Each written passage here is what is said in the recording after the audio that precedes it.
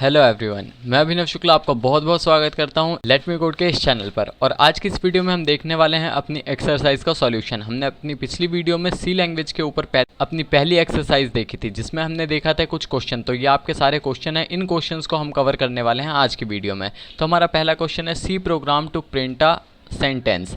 तो sentence print करने के लिए चलिए सबसे पहले हम अपना सी फ्री खोल लेते हैं। तो यहाँ पर हम अपनी फाइल को इंक्लूड करेंगे हैश इंक्लूड stdio.h और उसके बाद हैश इंक्लूड conio.h।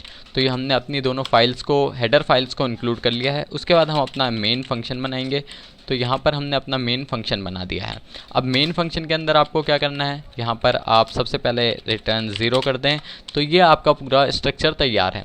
अब आपको क्या करना है, डिस्प्ले करना है कुछ यूज़र को। तो आपको पता है डिस्प्ले करने के लिए क्या करना होता है, प्रिंट। तो आपने यहाँ पर प्रिंट एफ की कमांड दी और उसके बाद यहाँ पर लिख देंगे hello this is first answer.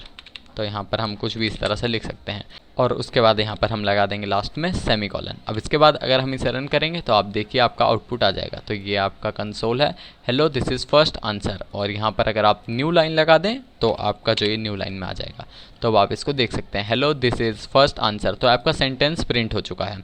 उसके बाद हम अपना देखते हैं नेक्स्ट क्वेश्चन क्या है, C program to print an integer entered by the user. तो यूज़र ने जो भी इंटीजर एंटर किया है उसको हमें प्रिंट करना है।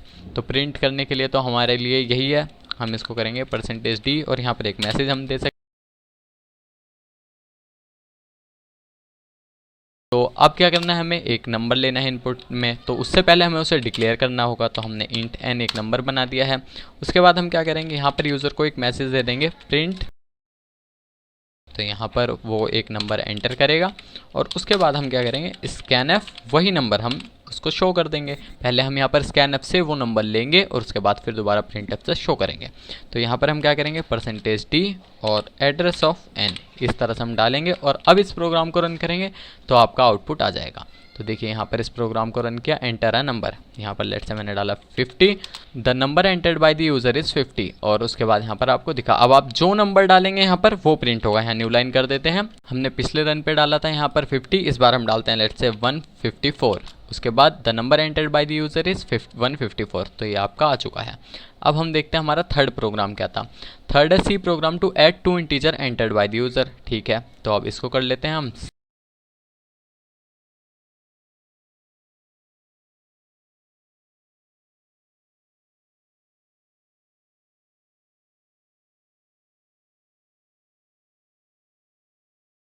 तो हमने यहाँ पर कर दिया है इसको, हमने यहाँ पर दोनों नंबर से एंटर करा लिया यूज़र से और यहाँ पर इसका सम कर दिया। अब आप देखिए, मैंने अगर यहाँ पर मैं चाहता तो तीसरा वेरिएबल बना के उसके अंदर मैं सम स्टोर करता, बट मैंने यहाँ पर क्या किया है, इसी जगह पर आपका n1 + n2 कर दिया है, यानी कि यहीं पे आपका जो सम है वो हो जाएगा और प्रिंट हो जाएगा।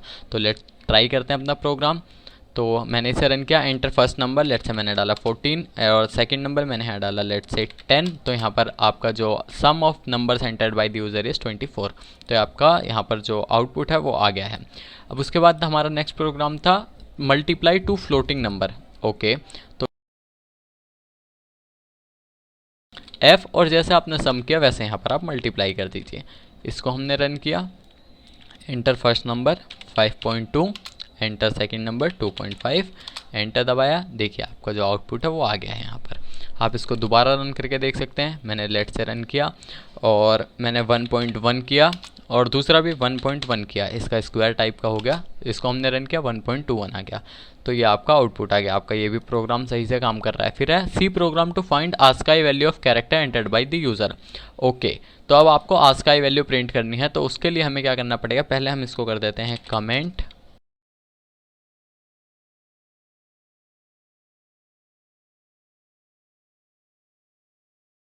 कैरेक्टर और उसके बाद हम यहाँ पर इसको %c से इनपुट में लेंगे और इसका नाम हम कर देंगे यहाँ पर c।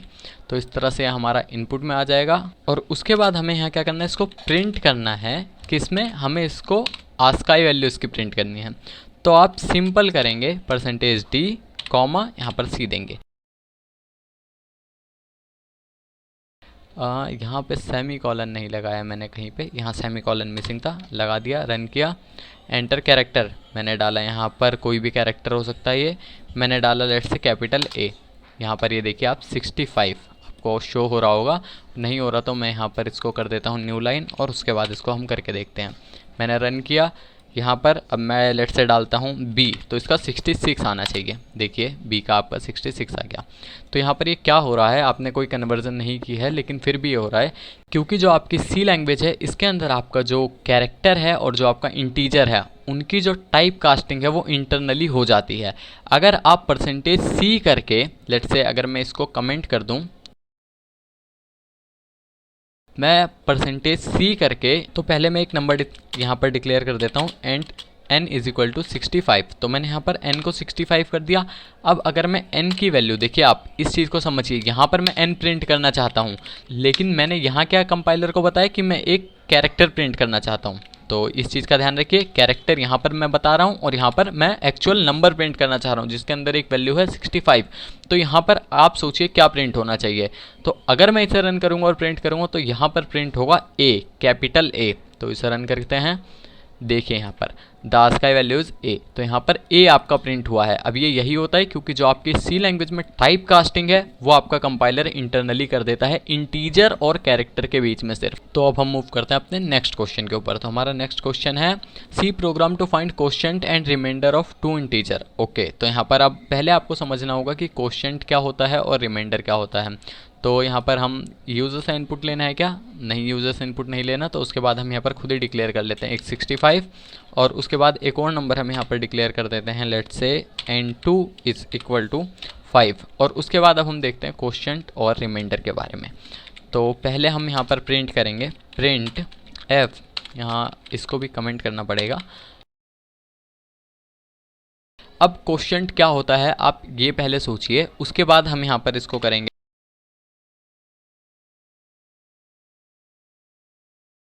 पर comma r is equal to 0। तो हमने सब कुछ कर लिया। अब कोशेंट हम लाएंगे कहाँ से, तो मैंने आपको बताया रिमाइंडर जो है, तो रिमाइंडर को तो आप इस तरह से निकाल सकते हैं। अगर आपको ऑपरेटर्स वाली वीडियो में मैंने जो बताया है वो याद है तो आपको पता होगा रिमाइंडर आपका आता है इस तरह से। मैं चाहता हूँ n को अगर मैं डिवाइड करूँ किससे, n2 से, मैं चाहता हूँ n को अगर मैं डिवाइड करूँ n2 से तो मेरा रिमाइंडर आ जाए। लेकिन यहाँ पर आपको अगर रिमाइंडर फाइंड करना है तो आपको यूज़ करना पड़ता है मॉड्यूलो ऑपरेटर। तो अगर आप मॉड्यूलो ऑपरेटर यूज़ करेंगे तो आपका रिमाइंडर आ जाएगा। और सेम अगर कोशेंट आपको फाइंड करना है तो आप क्या करेंगे, n डिवाइडेड बाय n2 और यहाँ पर आपका कोशेंट आ जाएगा। अब इसको रन करने से पहले यहाँ पर हम सेमीकोलंस लगा देते हैं। तो अब इसे रन किया हमने, देखिए कोशेंट इज़ 13, रिमाइंडर इज़ 0। अगर आप 5 को यानी 65 को 5 से डिवाइड करेंगे तो आपका जो कोशेंट है वो 13 आएगा लेकिन रिमाइंडर 0। अब मैं इसको 10 से डिवाइड करता हूँ तो आपका रिमाइंडर आना चाहिए 5। तो यहाँ देखते हैं quotient is 6 and remainder is 5। तो यहाँ पर ये प्रोग्राम भी हमारा सही से चल रहा है। अब हम देखते हैं C program to find the size of int, float, double और कैर। तो ये क्वेश्चन अगर आपने गूगल किया है तो हो सकता है आपने कर दिया हो, बट वैसे अगर आपको नहीं पता तो चलिए आप इस क्वेश्चन में देखते हैं।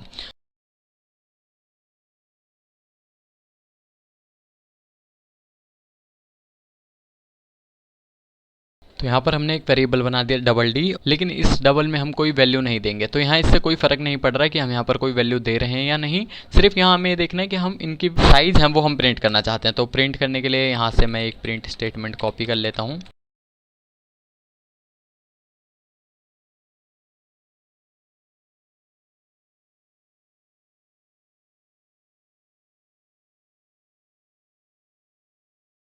तो हमारा ये जो इतना प्रोग्राम है ये बनके तैयार है। इसे रन करते हैं और सबका साइज़ देखते हैं। मैंने इसे रन किया, तो इसे न्यू लाइन में करते हैं तो ये अच्छा लगेगा। यहाँ पर ये सही नहीं लग रहा है। अब इसे रन करते हैं। अब इसे मैंने रन किया तो आप देखिए size of integer is 4, size of float is 4, size of character is 1, size of double is 8।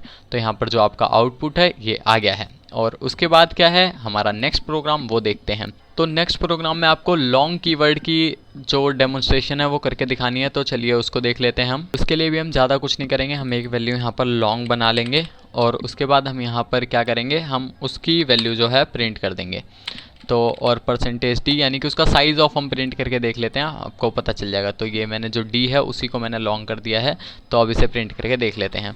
मैंने इसे रन किया तो देखिए साइज़ ऑफ डबल इज़ 4, जो आपका यहाँ पर इसको लॉन्ग कर देता हूँ, तब लॉन्ग तो जो आपका लॉन्ग है उसका भी साइज़ होता है वो 4 होता है। तो यहाँ पर आप इसको देख सकते हैं। उसके बाद आप इसको लॉन्ग डबल भी कर सकते हैं। लेट से इसको मैंने कर दिया लॉन्ग डबल। अब प्रिंट करके अगर आप देखें तो इसका साइज़ हो गया 12। तो इस तरह से आप बड़ी से बड़ी वैल्यू स्टोर कर सकते हैं इन वेरिएबल्स के अंदर। अब हमारा लास्ट क्वेश्चन है C program to swap 2 numbers. तो ये बहुत ही आसान प्रोग्राम है अभी के लिए, बाद में हम इसको और कॉम्प्लेक्स बना के भी करेंगे।